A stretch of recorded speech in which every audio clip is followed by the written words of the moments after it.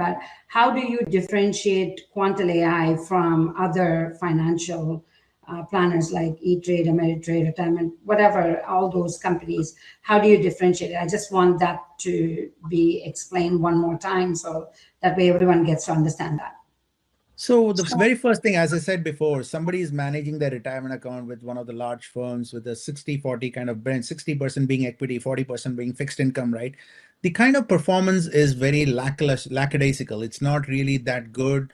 When good times are there, they're not able to benefit from the market. When bad times are there, or when the market is on a downturn, they're not dynamically hedging the risk and all those things. It's like basically going at the same 30 miles an hour, even on a highway.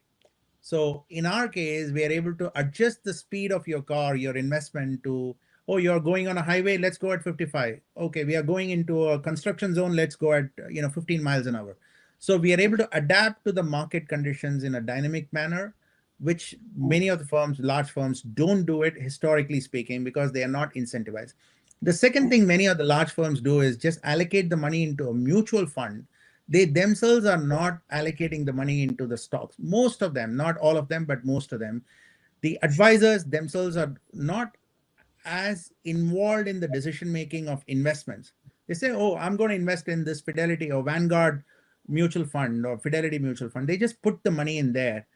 And all they have to do is just manage the relationship.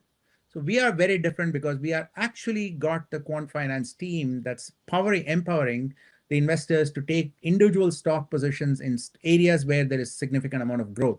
Recently, we've been growing in the next gen area, like all the new data centers, new quantum computing.